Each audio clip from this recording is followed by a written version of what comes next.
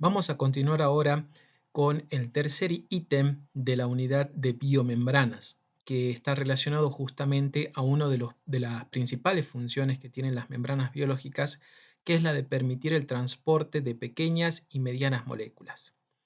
Vamos a decir que el transporte a través de las membranas biológicas es exclusivo de pequeñas y medianas moléculas porque son estas las que van a poder pasar a nivel de la bicapa fosfolipídica o a nivel de proteínas.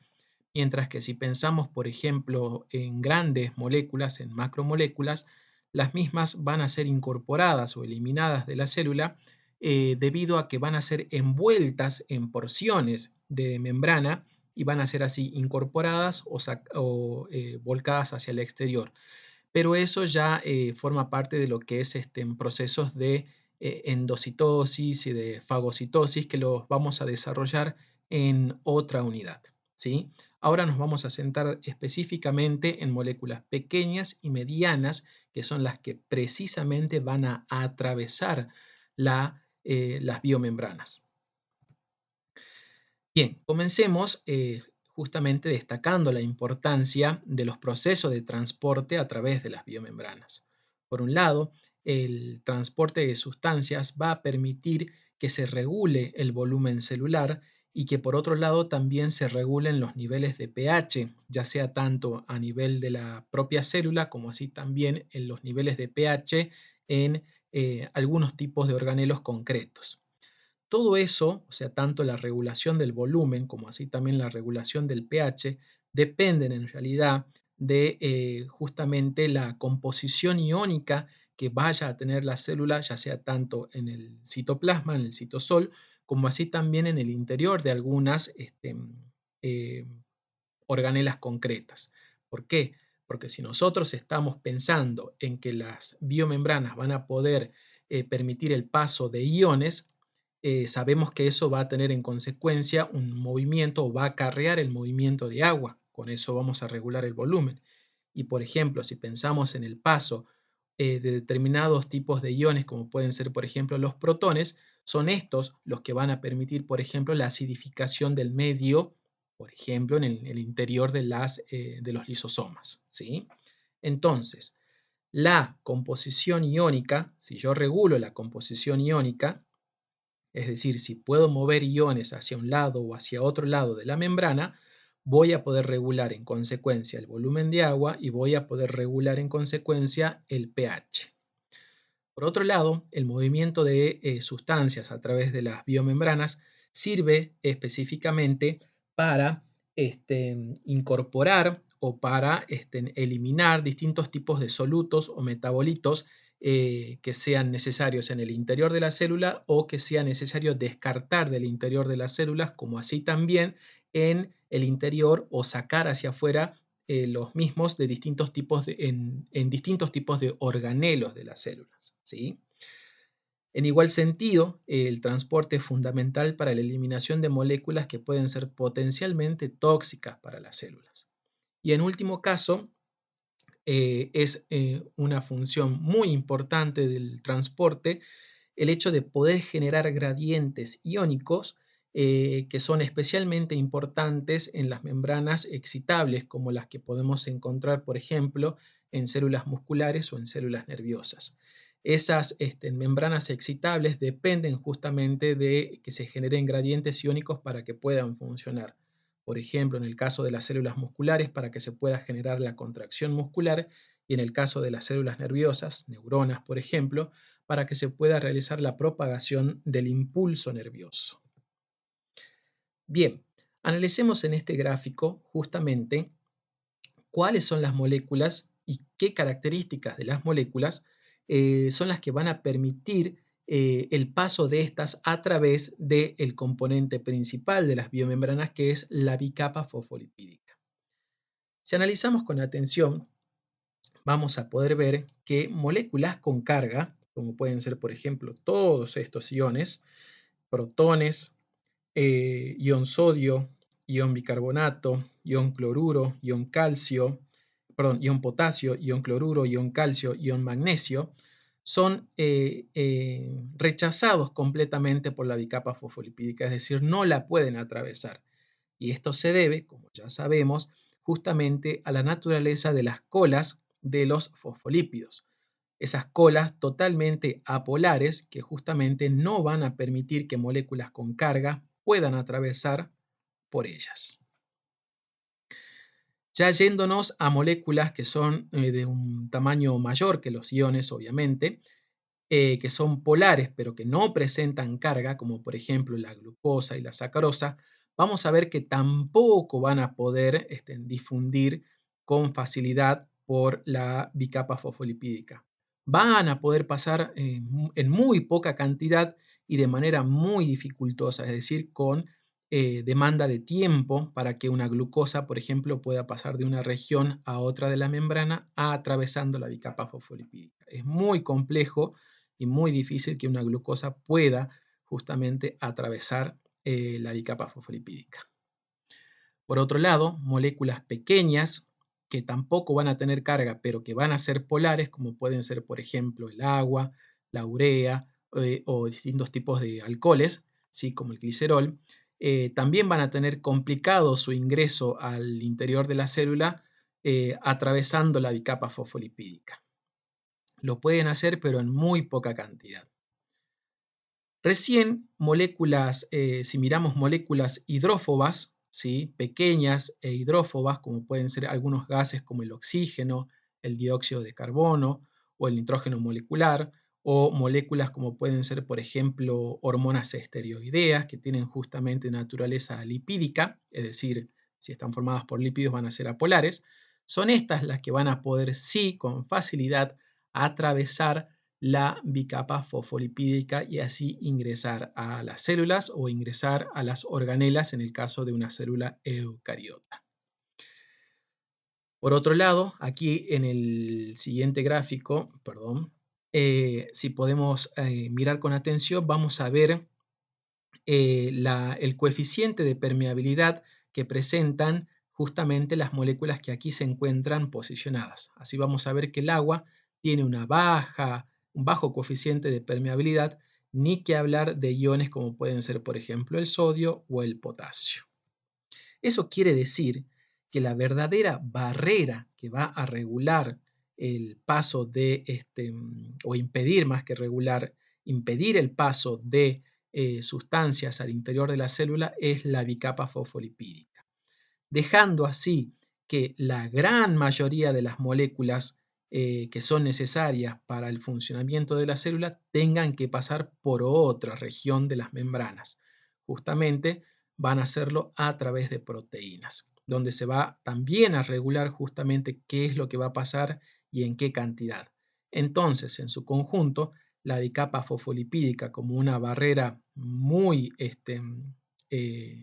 dificultosa de pasar por la gran cantidad de moléculas, va a restringir el paso de ellas específicamente a través de proteínas. Hablemos entonces así de cómo es que podemos clasificar justamente ese transporte de pequeñas moléculas. Si estamos hablando de difusión a través de la bicapa fosfolipídica, como lo veíamos aquí en el caso del oxígeno, el dióxido de carbono y de hormonas, vamos a hablar de difusión simple. Es decir, son moléculas hidrófobas muy pequeñas que van a poder atravesar la membrana a nivel de la bicapa fosfolipídica. Pero estas son las menos, son muy pocas las moléculas que pueden reunir esos requisitos y justamente pasar por difusión simple a través de la bicapa fosfolipídica. Como ya habíamos dicho, las moléculas con carga e hidrosolubles, que son la gran mayoría, tendrán que atravesar la membrana por otro lugar. Lo van a hacer a nivel de proteínas multipaso, que van a ser proteínas integrales de la membrana. Cuando hablemos de el pasaje de estas moléculas con carga e hidrosolubles, no vamos a referirnos a difusión, vamos a referirnos a transporte. Entonces aquí tenemos una primera clasificación.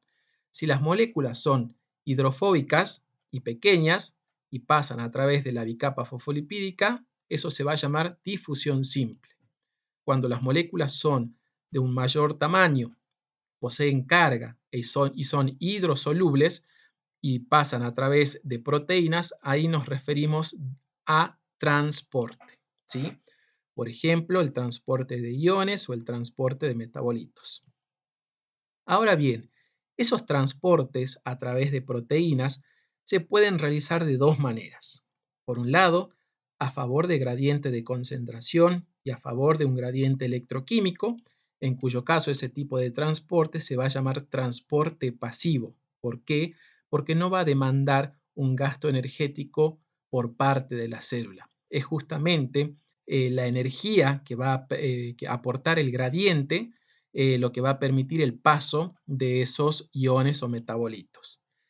El transporte pasivo, vamos a ver que se va a realizar por, se va a realizar por proteínas canal, como por ejemplo pueden ser porinas, o se va a realizar por proteínas transportadoras.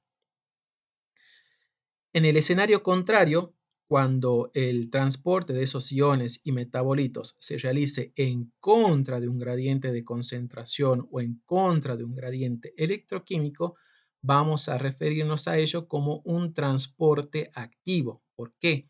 Porque ahí sí va a demandar ese tipo de transporte un gasto de energía por parte de la célula.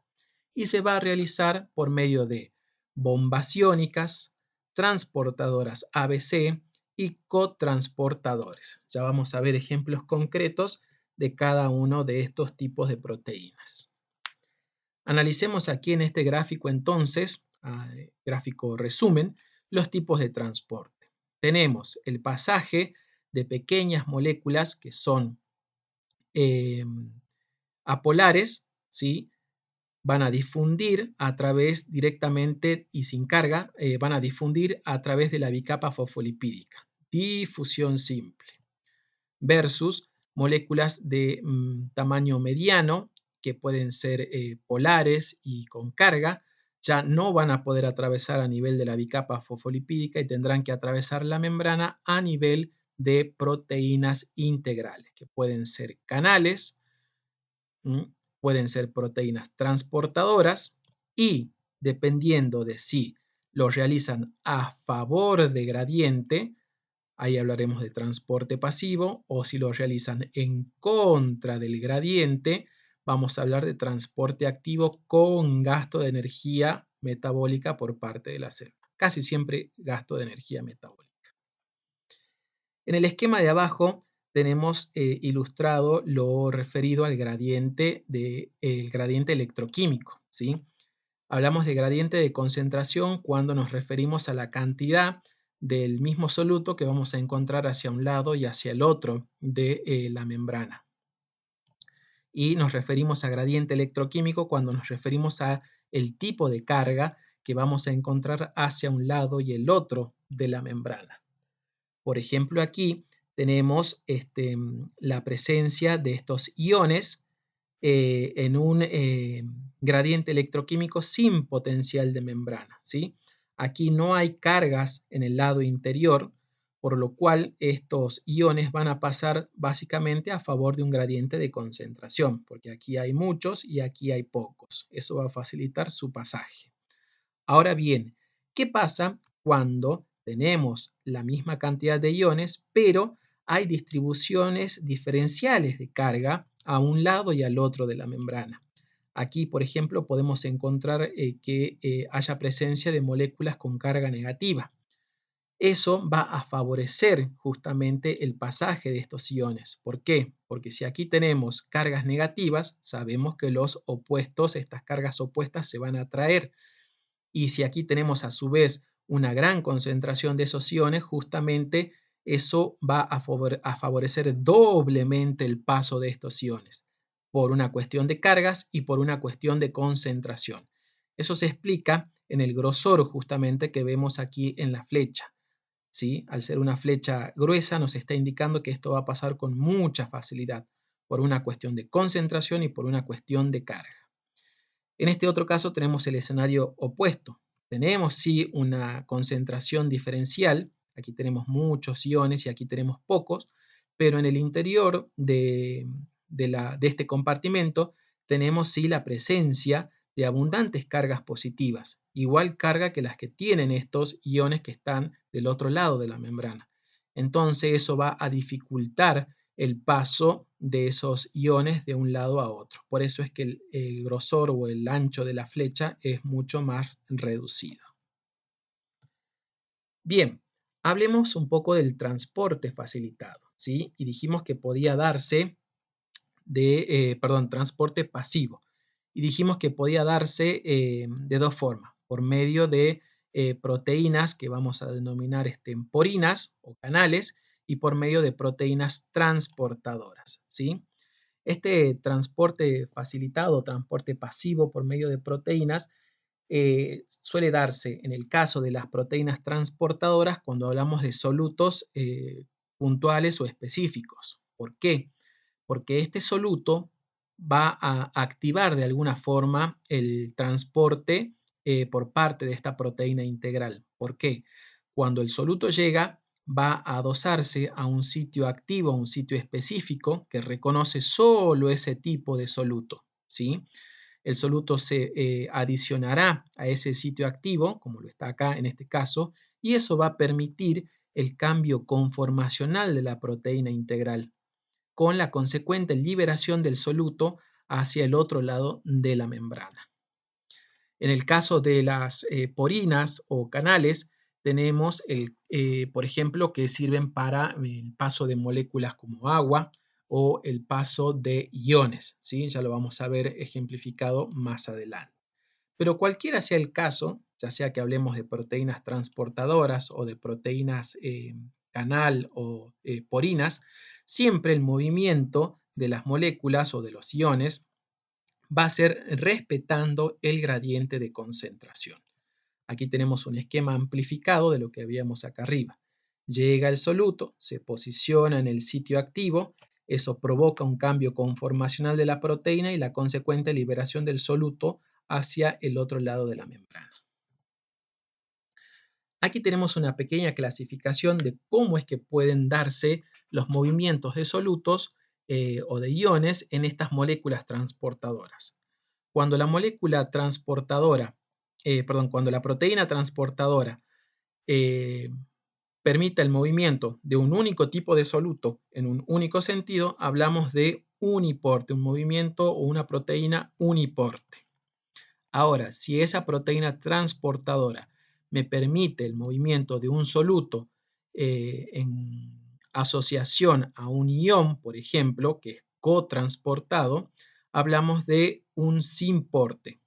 Estos sin porte porque se realiza el movimiento tanto del soluto o de la molécula a transportar y el ion cotransportado en la misma dirección, en el mismo sentido, ¿sí?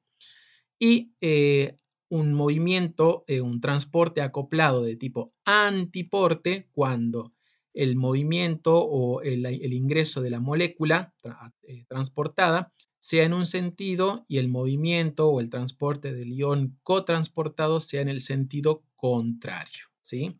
Entonces tenemos uniporte para el movimiento de una sola molécula y transportes acoplados cuando movamos dos moléculas de forma simultánea. Si es en el mismo sentido, sin porte; si es en sentido contrario, antiporte. Vamos a ver un ejemplo de una transportadora, una de las transportadoras más importantes que se han descrito justamente en la gran mayoría, en todos los tipos celulares prácticamente, que es la transportadora o la permeasa de glucosa, ¿sí? La permeasa de glucosa, también llamada GLUT1, lo que hace es permitir el pasaje o el movimiento de glucosa desde una región donde está poco concentrada hacia una región, perdón, muy concentrada hacia una región donde está poco concentrada, en este caso del exterior celular hacia el interior celular, ¿sí? Sabemos que la glucosa va a llegar a sitios activos, eso va a permitir el cambio conformacional de la proteína y la consecuente liberación de la glucosa hacia el otro lado de la membrana. Aquí, por ejemplo, tenemos un cuadro que nos resume los tipos de transportadores de glucosa, de la familia transportadora de glucosa. Tenemos, por ejemplo, la GLUT1, GLUT2, 3, 4 y 5. Por ejemplo, la GLUT5 ubicada en los enterocitos, en el intestino delgado, GLUT4 en células musculares y células adiposas, por ejemplo, la GLUT2 en células del hígado y del páncreas, ¿sí? O sea, es una amplia familia de proteínas transportadoras que se encargan justamente del movimiento del pasaje de moléculas de glucosa. Vamos a analizar ahora el otro tipo o el otro modelo que eran las proteínas canal o las proteínas tipo porinas, ¿sí? Y vamos a hacerlo ejemplificando con una porina muy particular y muy importante, que son las aquaporinas, ¿sí? Que como su nombre lo indica, van a permitir el movimiento o el transporte de agua hacia el interior de la célula o hacia afuera de ellas también. Como ya habíamos analizado anteriormente, el agua es una molécula polar, ¿sí? Es relativamente pequeña, pero tiene polaridad. Eso hace que su movimiento o su pasaje a través de la bicapa fosfolipídica sea bastante dificultoso. No se conocía hasta el momento de que se descubrieron las porinas cómo es que justamente el agua, siendo un componente tan importante, constituyente fundamental, por ejemplo, del citosol, que justamente le da esa característica fluida que tiene el citosol para que se lleven a cabo en él justamente tantas reacciones bioquímicas fundamentales para la fisiología celular, justamente el agua ingrese con tanta facilidad a las células, siendo que era un elemento tan necesario. Fue sino hasta que el señor científico Peter Agree justamente describió las porinas que se pudieron comenzar a estudiar porinas semejantes en otros tipos celulares y así se describieron una gran superfamilia de proteínas aquaporinas que justamente están presentes en todas las células, ¿sí? Para permitir justamente el pasaje de agua. Ya sabemos que estas porinas, como toda proteína de transmembrana, va a tener en el canal o en la región central, ¿sí? Los aminoácidos que van a ser polares y por ende eso va a permitir o facilitar el hecho de que otras moléculas polares puedan atravesar por el centro de ese canal. Aquí tenemos, por ejemplo, un cuadro que nos resume la localización y las funciones que van a cumplir distintos tipos de aquaporina que se han descrito, como la aquaporina 1, 2, 3 y así distintos tipos de aquaporinas nombradas con números en función de cómo fueron, de los tiempos en los que fueron descubiertas. Muchas de ellas van a estar, por ejemplo, integrando porciones de la nefrona en los riñones, permitiendo la reabsorción de fluidos de secreción o secretando, por ejemplo, en las glándulas salivales, en las glándulas lacrimales, etc. Veamos, por ejemplo, la presencia de aquaporinas en el globo ocular, ¿sí?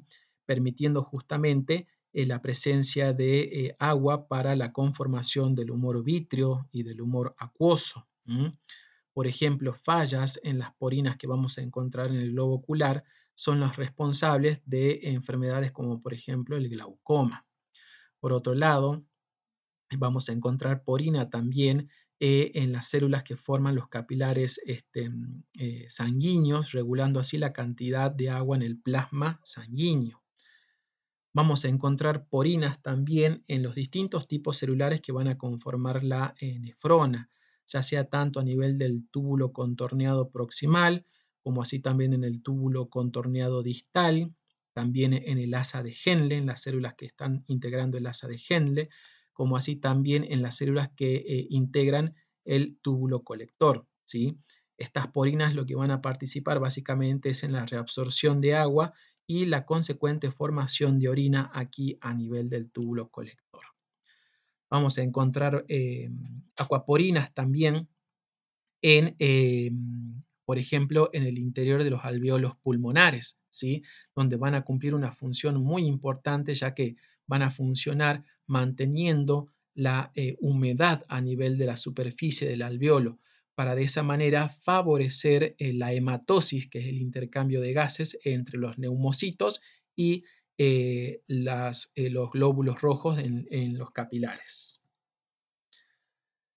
Bien, sigamos hablando de otros tipos de proteínas canal, ¿sí? Concretamente, vamos a hablar ahora de los canales iónicos.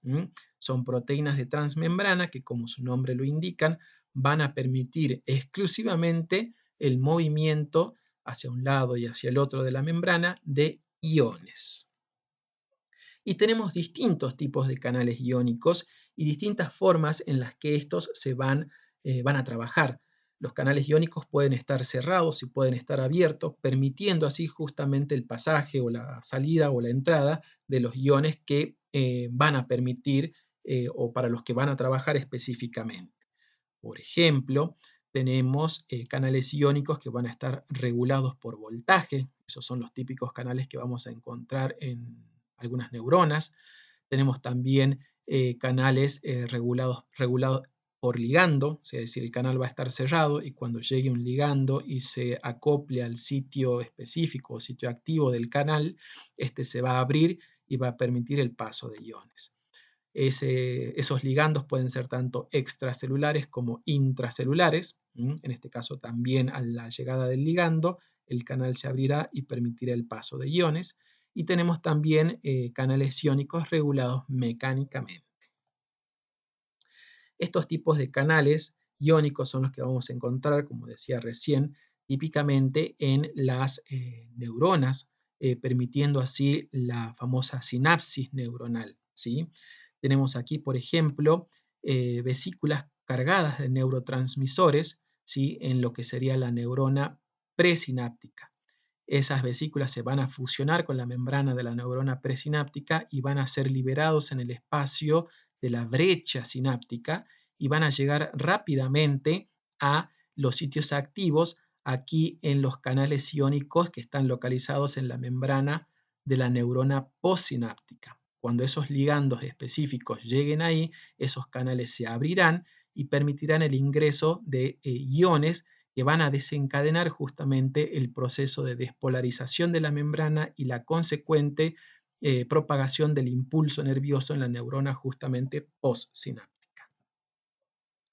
Un mecanismo semejante es lo que sucede en la unión neuromuscular, que es la unión entre las terminales de las neuronas que entran en contacto con las fibras musculares y que son las encargadas de indicar al músculo que tiene que contraerse, ¿sí? También va a estar regulado por el accionar de múltiples canales iónicos en esa unión neuromuscular, ¿sí? Aquí tenemos un esquema de la unión neuromuscular en reposo, es decir, antes de que la vesícula con neurotransmisores se fusione a la membrana y se libere justamente la acetilcolina, que es el mensajero, ¿sí? Para que así, de esa manera, se desencadene una serie de reacciones de aperturas de canales y entradas de iones que van a justamente promover la contracción de la fibra muscular.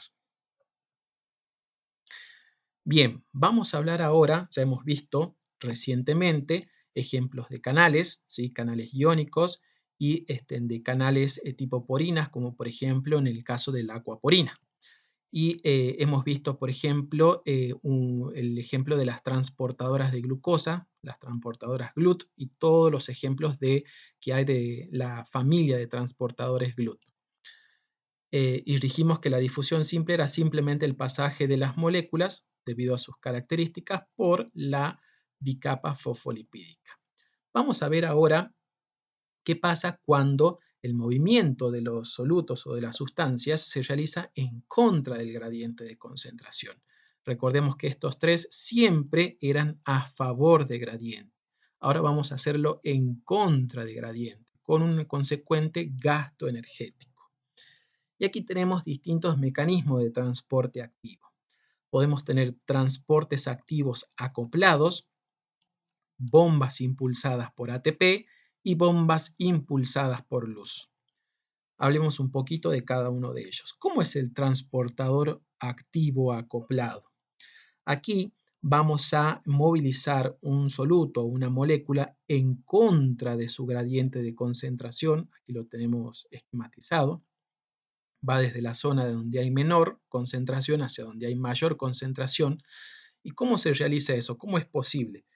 Gracias a que se va a aprovechar la energía del movimiento de estos otros solutos que sí se van a mover a favor de su gradiente de concentración. Entonces vamos a aprovechar justamente la energía del movimiento de ellos a favor del gradiente para promover el pasaje de este soluto en contra de su gradiente. En el caso de las bombas impulsadas por ATP, ya su nombre nos está diciendo todo, vamos a mover el soluto de un lado a otro de la membrana con el consecuente gasto de energía metabólica por parte de la célula. Cuando esta molécula de ATP se desfosforile, la energía de ese enlace químico que se rompió, de esa ruptura, va a ser la que va a permitir que esta proteína integral trabaje para mover este soluto o esta molécula en contra de gradiente. Y después tenemos la bomba impulsada por luz, que es un ejemplo típico de movimiento de transporte activo exclusivo de procariotas, ¿sí? En este caso la energía va a ser de tipo lumínica, va a afectar a la proteína y esta va a poder justamente a raíz de ello movilizar la molécula en contra del gradiente. Pero nosotros nos vamos a centrar en estas dos, ¿sí? Veamos entonces aquí un ejemplo, uno de los más importantes, que es la simportadora sodio-glucosa, ¿sí? Sería un ejemplo entonces de transporte acoplado, ¿sí? Un transporte activo acoplado. ¿Cómo funciona el simporte sodio-glucosa? Lo hace justamente con el movimiento de iones sodio a favor de gradiente, ¿sí? Desde el medio extracelular hacia el citosol y con la consecuente movimiento de glucosa eh, arrastrando la glucosa junto con ella, ¿sí? No es el caso de un transportador antiporte, sino es el caso de un movimiento sin porte, como ya lo habíamos visto anteriormente, cuando dos moléculas, en este caso, se introducen en la célula en el mismo sentido, con el mismo sentido. Entonces, el sodio va a entrar a favor de gradiente y va a aprovecharse esa energía para introducir también glucosa, pero en contra de su gradiente de concentración, ¿sí? Acá lo podemos ver claramente, el gradiente de concentración de la glucosa es mucho mayor en el interior celular, pero se aprovecha justamente el movimiento del sodio para movilizar en contra de gradiente a la glucosa. Vamos a ver ahora ejemplos de bombas impulsadas por ATP. Y se han estudiado distintos tipos de bombas en las membranas biológicas. Tenemos, por ejemplo, las bombas clase P, las bombas clase B, las bombas clase F y las bombas pertenecientes a las superfamilia ABC. Vamos a entrar en describir detalles de cada una de estas. Empecemos con las bombas clase P. Pero antes de ello, vamos a analizar justamente cuál es el trabajo que van a realizar las bombas. Las bombas van a trabajar gastando energía para promover un desbalance, por decirlo de alguna manera, en las concentraciones de distintos iones en un lado y a otro lado de la membrana, concretamente en el lado intracelular y en el lado extracelular. Por ejemplo, si analizamos aquí en una neurona, vamos a encontrar que el ion potasio está en una alta concentración respecto al medio extracelular. Mientras que, por ejemplo, el ion sodio es al revés, se encuentra en una baja concentración en el interior de la célula respecto a la concentración que vamos a encontrar hacia afuera de la célula. Si las bombas no estuvieran trabajando, por un principio físico, obviamente, estos iones tenderían a balancearse, habría la misma cantidad afuera que adentro.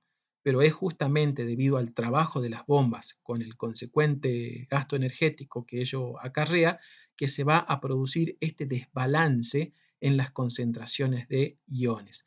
Y ya vamos a ver por qué eso es importante y por qué la célula gasta energía para mantener esos desbalances.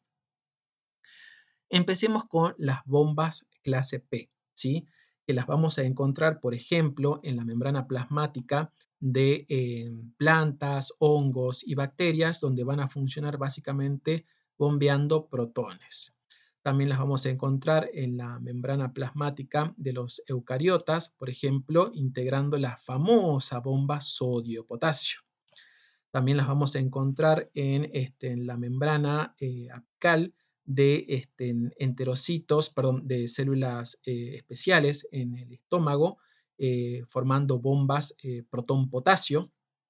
Y las vamos a encontrar también integradas en las membranas del retículo endoplasmático de las células musculares, donde ahí el retículo endoplasmático se llama, tiene un nombre particular que es el retículo sarcoplásmico, así se llama el retículo endoplasmático de las células musculares, donde las bombas P lo que van a estar haciendo es trabajando como bombas de calcio.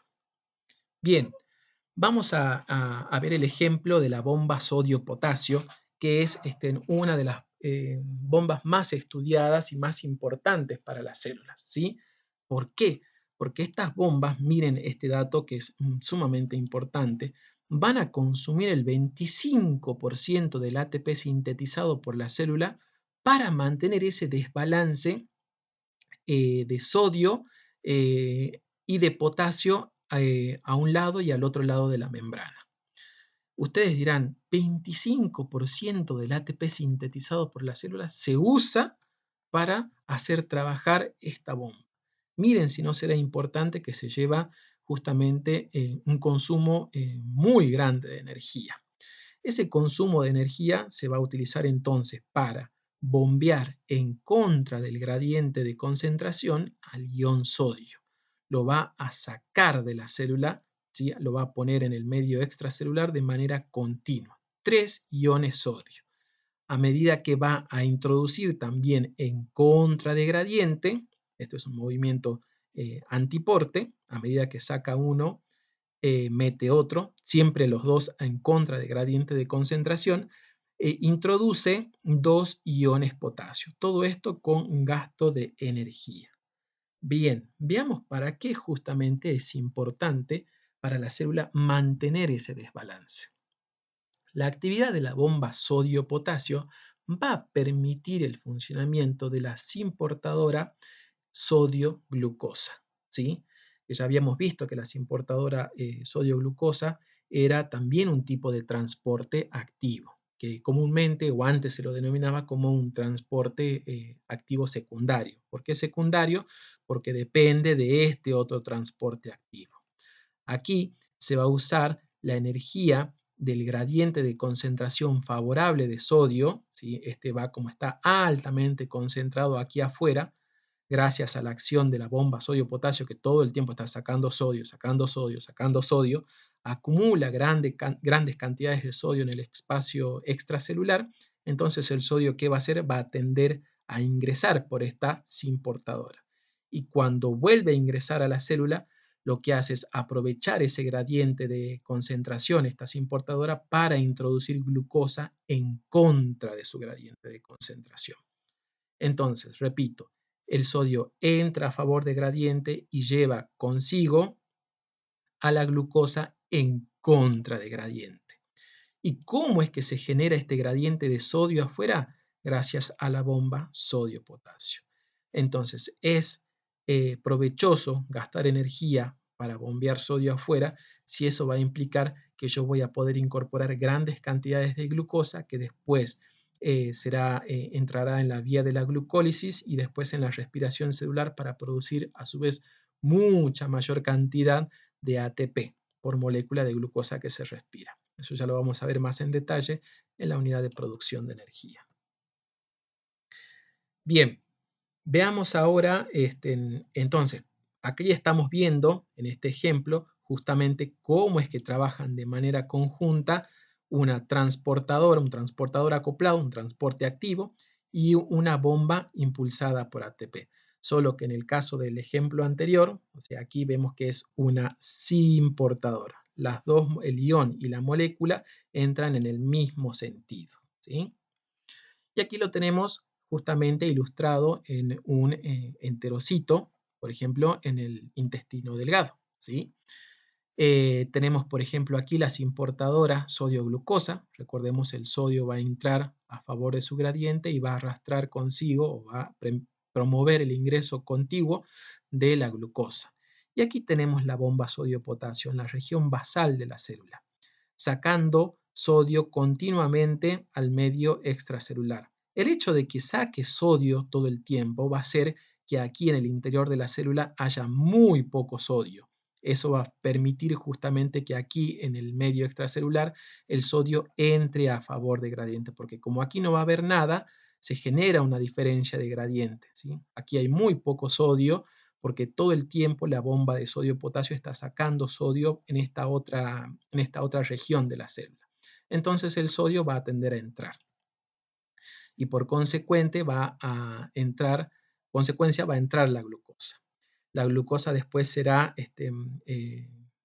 por medio de una GLUT, ¿sí? Una transportadora de glucosa movilizada. Como aquí va a haber grandes cantidades de glucosa, será transportada justamente al medio extracelular para que ingrese justamente después a el torrente sanguíneo y sea transportada así la glucosa a todas las otras células que requieran esa molécula para, por ejemplo, promover la respiración celular. Aquí está claramente ilustrado un GLUT2, que es un carrier, una transportadora de glucosa. Esto es transporte pasivo, transporte activo secundario o transporte activo acoplado, ¿sí? Bien, aquí tenemos, por ejemplo, otro mecanismo de transporte activo explicado por bombas P, ¿sí? Como es el caso de lo que sucede en las células parietales, ¿sí? En el estómago. Las células parietales son las encargadas de liberar ácido al estómago, de que ahí en el estómago se forme, se genere el ácido clorhídrico. ¿Por qué? Porque es esta bomba, que es una bomba que va a eliminar protones en contra de su gradiente de concentración e incorporando también en contra del gradiente de concentración ion potasio. Por otro lado, vamos a ver, por ejemplo, cómo el ion cloruro, que estaba en grandes concentraciones en el interior de la célula, va a salir acá por una porina, por un canal, en forma pasiva hacia el estómago, y ahí los protones y el cloruro se unirán para formar justamente el ácido clorhídrico. Bien, vamos a ver cómo funciona concretamente. Dijimos que estas son células parietales en el estómago que se encargan de formar ácido clorhídrico. ¿Cómo lo hacen? Justamente por medio o por el funcionamiento de las bombas protón-potasio, ¿sí? Estas bombas protón-potasio van a funcionar como un transporte activo gastando energía para que el ion cloruro, ¿sí? Salga hacia el lumen del estómago, hacia la luz del estómago, y el ion potasio sea introducido al interior de la célula parietal. ¿Qué más? Ya habíamos dicho que por canales los iones cloruros salen también al exterior hacia la luz del estómago. Perdón. ¿Cómo funciona esto básicamente? Tenemos aquí el dióxido de carbono y el agua que en presencia de la enzima anhidrasa carbónica van a formar ácido carbónico, el cual rápidamente se va a disociar en protones e ion bicarbonato.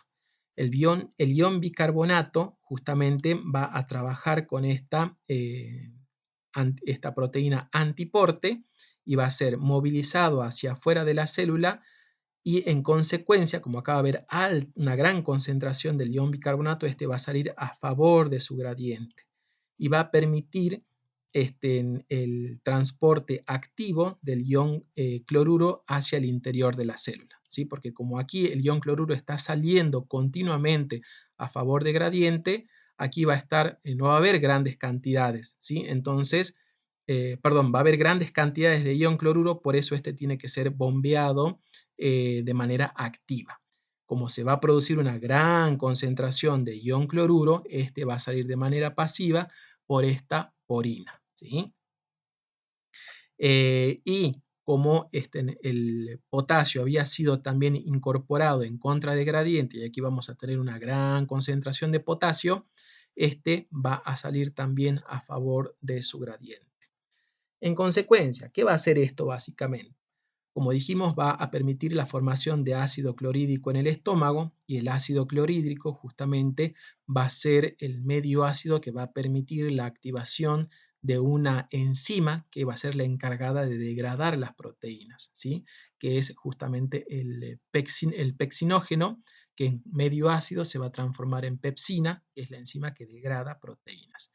Esto ya lo van a ver ustedes concretamente cuando cursen fisiología animal, pero entiendan que la formación o la liberación de ácido clorhídrico en el estómago y para la activación del pexinógeno depende concretamente de bombas y de un complejo sistema de proteínas que van a permitir el paso de forma activa y pasiva de estos iones.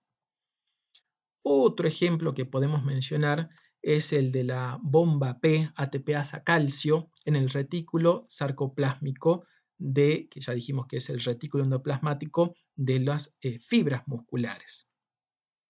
El calcio se va a encontrar en muy baja concentración en el citosol de las fibras musculares y va a encontrarse en grandes cantidades en el interior del retículo endoplasmático, y va a ser liberado justamente este ion para que se pueda producir la contracción muscular. Si el ion calcio estuviera de forma continua en el citoplasma, la contracción muscular sería permanente y nuestros músculos no están continuamente contraídos, ¿sí?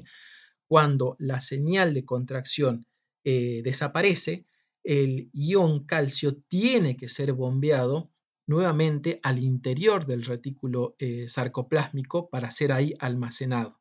Pero como va a haber tanta cantidad de ion calcio en el interior de este, tiene que ser bombeado justamente en contra de un gradiente de concentración, y es justamente esta ATPasa calcio, bomba calcio, la que va a permitir por gasto energético la acumulación del calcio en el interior del retículo sarcoplásmico cuando ya la señal de contracción muscular se haya acabado y el músculo tenga que relajarse.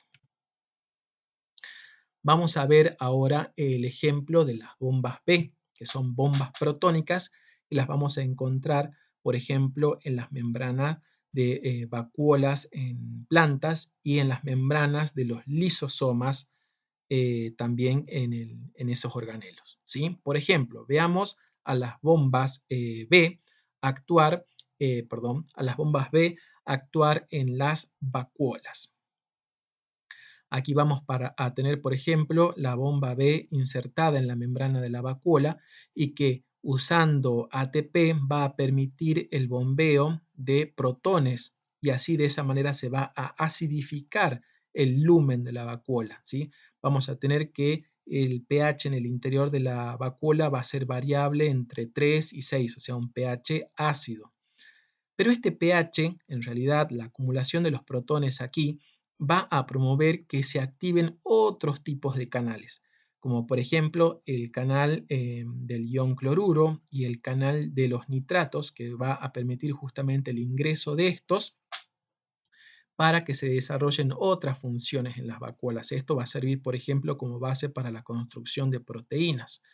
Pero el pH también va a, o sea, la gran concentración de protones aquí en el lumen de la vacuola va a activar este otro tipo de canales que van a permitir, por ejemplo, el ingreso de calcio, el ingreso de sodio, o el ingreso de la sacarosa en movimientos antiportes, ¿sí? Esto es un movimiento también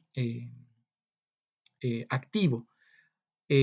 Vamos a mover el protón a favor de su gradiente, Aquí va a haber una alta concentración y estos van a tender a salir, y cuando estos salgan se va a usar esa energía para introducir sacarosa, para introducir ion calcio, para introducir ion sodio, ¿sí?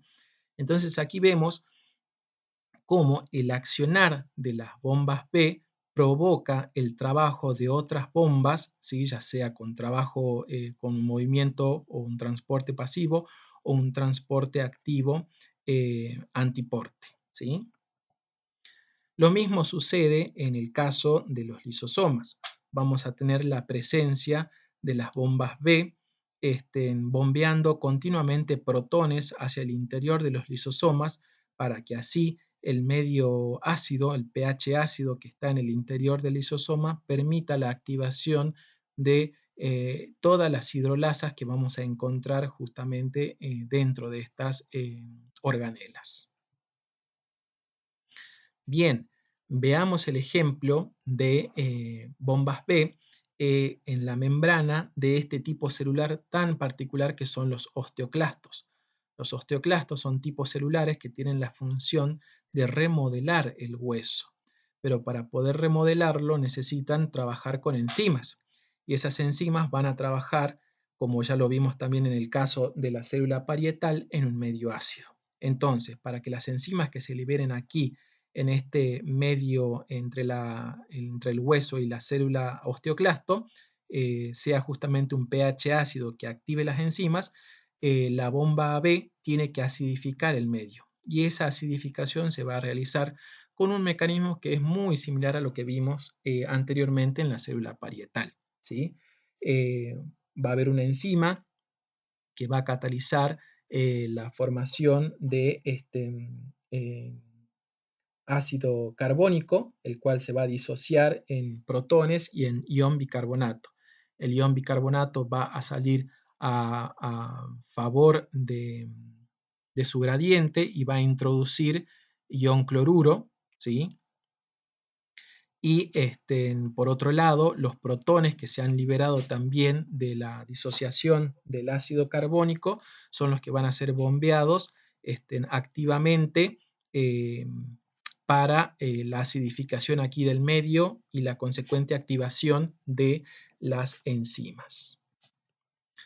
Vamos a ver ahora a las bombas clase F, que son también bombas protónicas, que las vamos a encontrar, por ejemplo, formando parte de las membranas plasmáticas de bacterias, y las vamos a encontrar también presentes en la membrana interna de las mitocondrias y en las membranas de los tilacoides en los cloroplastos. Estas son las bombas que van a permitir justamente la síntesis de ATP por parte de las mitocondrias y por parte de en las membranas tilacoidales también van a sintetizar ATP en la fase fotodependiente de la fotosíntesis.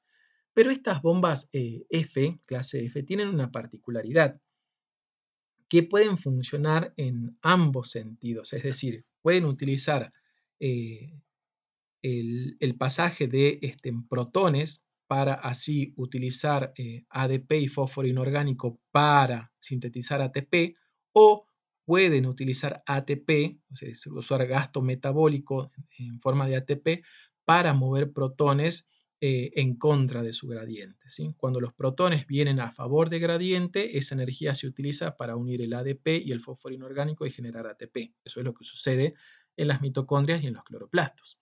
Ahora bien, en las bacterias, por ejemplo, que necesitan acidificar el medio para degradar justamente las sustancias nutritivas a su alrededor, utilizan ATP para bombear protones al medio extracelular y así acidificarlo, ¿sí? Entonces es una proteína que trabaja en ambos sentidos. Por último, vamos a hablar un poco de la superfamilia de bombas ABC, ¿sí?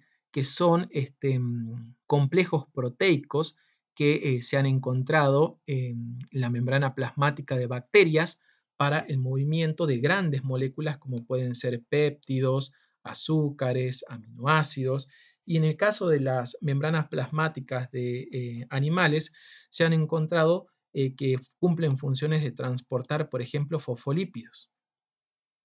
Y aquí está lo que habíamos visto en ítems anteriores de esta unidad cuando hablábamos del movimiento de flip-flop, que es decir, la translocación de un fosfolípido que está, por ejemplo, en la monocapa externa hacia la monocapa interna. ¿Mm? Ese movimiento de flip-flop dijimos que era complejo. ¿Por qué? Porque la cabeza polar tenía que atravesar justamente la región no polar de las colas de los fosfolípidos. Y habíamos dicho que eso se realizaba de manera lenta y que necesitaba un gran gasto de energía. Pues ese gasto de energía justamente lo hacen estas proteínas A de la familia ABC, que en ese caso van a estar trabajando como flipasas, como una enzima que justamente va a permitir el movimiento o el intercambio de esos fosfolípidos. También se ha estudiado que estas proteínas ABC participan en el movimiento de drogas, el movimiento de moléculas como colesterol, entre otras, ¿sí? Por ejemplo, aquí tenemos la estructura de cómo estarían integradas estos complejos ABC. Son proteínas multipasos de transmembrana, dos grupos concretamente que están vinculados internamente con proteínas periféricas. Y aquí tenemos el esquema de cómo es que trabajan estas ABC como flipasas para permitir justamente el intercambio de fosfolípido entre una monocapa y la otra. Y aquí tenemos, por ejemplo, las ABC que son responsables cuando están mutadas de enfermedades como por ejemplo la fibrosis quística o de la resistencia a la permanencia de drogas en el interior celular. Se ha visto que las bombas ABC pueden promover la salida de drogas fuera de la célula, bombean drogas fuera de la célula, por ejemplo, drogas que se utilizaban para contrarrestar efectos cancerígenos o cánceres, digamos, las bombas sacaban esas drogas fuera de la célula. O, por ejemplo, una falla en las bombas ABC puede significar el desencadenamiento de una enfermedad como la fibrosis quística. Acá tenemos un cuadro en donde vemos la localización y la función que tenemos de distintos tipos de bombas ABC distribuidos en distintos tipos celulares y las enfermedades que pueden estar asociadas a ellas cuando las mismas se encuentran afectadas. Aquí tenemos simplemente el esquema molecular de lo que sería justamente la ABC responsable de la resistencia a los fármacos en células tumorales, ¿sí? Estas bombas ABC eliminaban las drogas que atacarían justamente a esas células tumorales.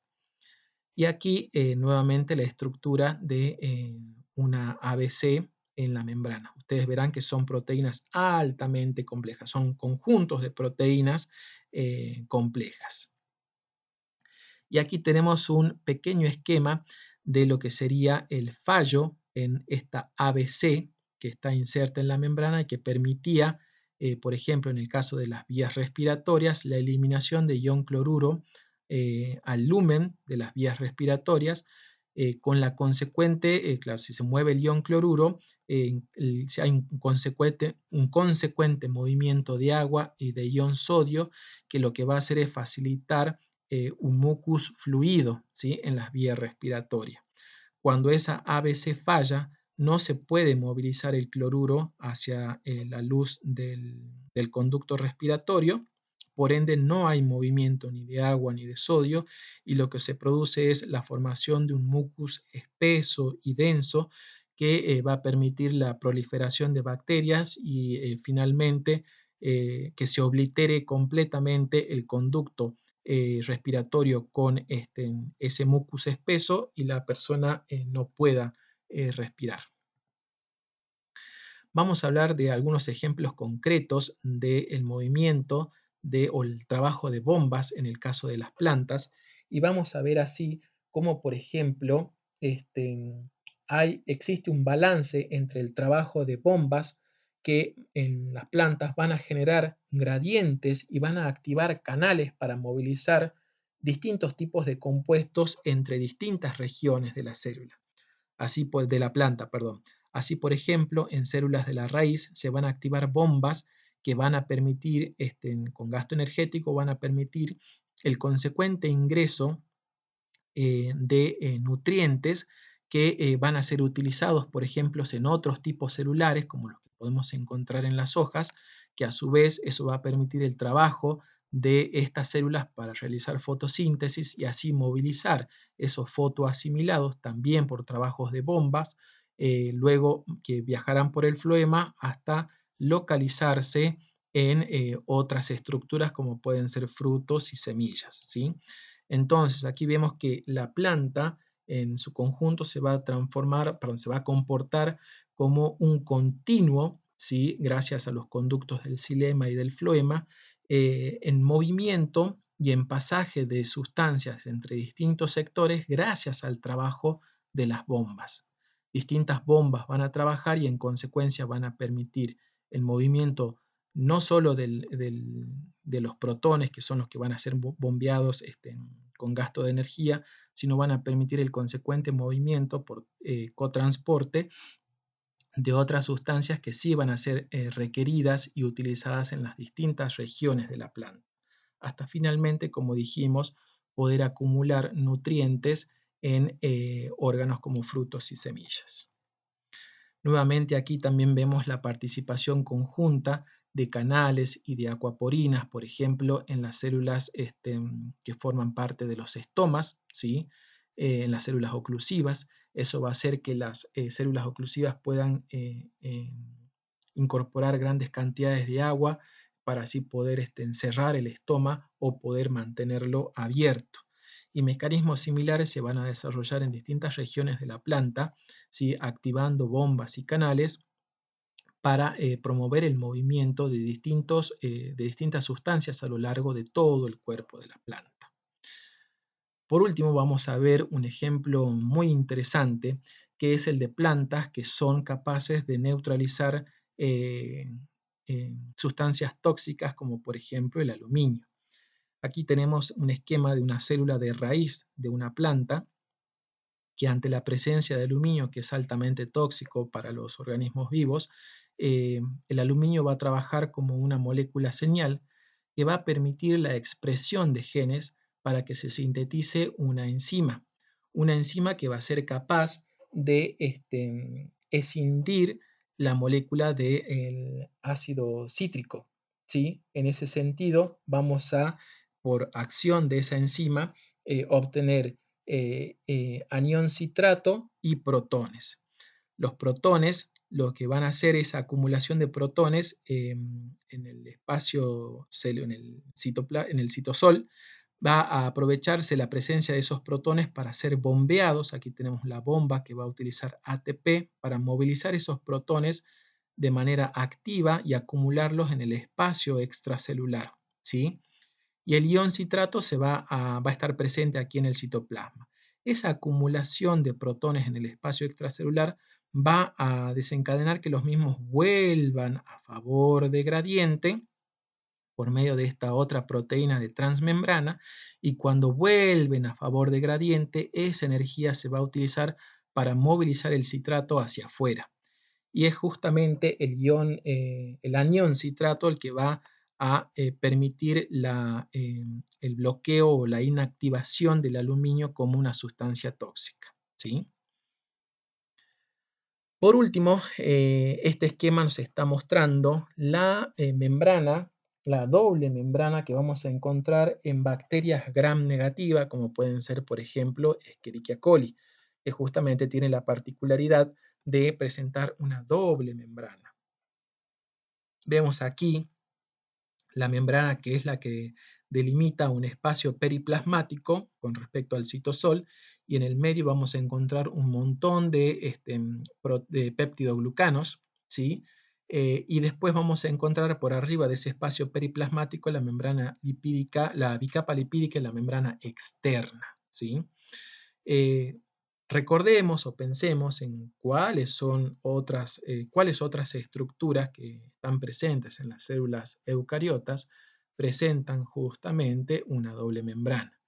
y vamos aquí a poder analizar justamente el trabajo conjunto de los múltiples componentes que integran este par de membranas, ¿sí? Las proteínas integrales, los peptidoglucanos, la presencia de lipopolisacáridos, ¿sí? La presencia de proteínas porinas, justamente, que son las responsables de tantos procesos que se llevan a cabo justamente a nivel de esa membrana externa.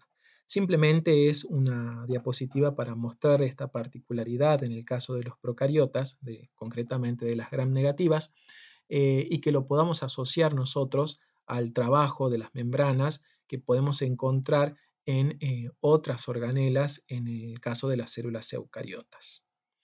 Espero que se haya comprendido las explicaciones que aquí se dieron. De lo contrario, les solicitaría que lean tanto las unidades correspondientes en los distintos libros que se les han provisto, como así también fundamental realizar las lecturas complementarias para poder ampliar todos estos temas y contar así con ideas y ejemplos más contundentes y profundizar también el uso del vocabulario específico o la terminología específica con tantos procesos que hemos analizado en esta unidad. De igual manera, ante cualquier duda, no duden en acercarse a la cátedra y consultar.